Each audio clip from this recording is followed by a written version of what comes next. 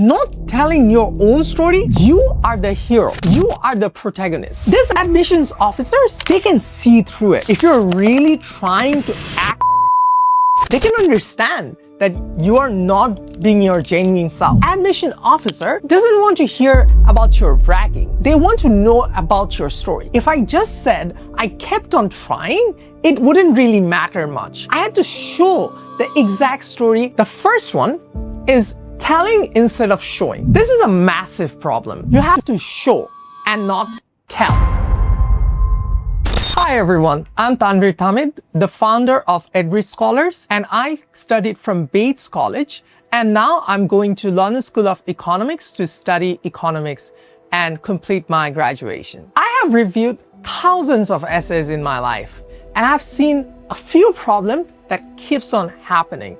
And I'm going to share with you the problems that you might want to look into. The first one is telling instead of showing. This is a massive problem.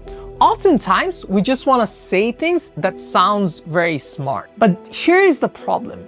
If you just say them and you do not show them, it becomes a huge issue. Because the admission officer doesn't want to hear about your bragging. They want to know about your story. For example, I was not able to get into the national camp of the debate competition of my country. However, I kept on trying. The ways in which I did it was by practicing speeches every single day, redoing speeches, and so on. And I studied different books and I learned about it, I took feedbacks and so on. Here's what is important here. If I just said I kept on trying, it wouldn't really matter much. I had to tell the exact story. I had to show the exact story as to how I was able to persevere and how I was able to overcome and failure to begin with. So here's what is very important.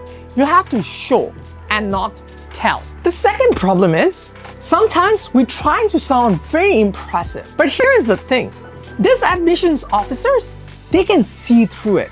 If you're really trying to act fake, they can understand that you are not being your genuine self. Sometimes failures are something that can help define our character, that can show that we are human.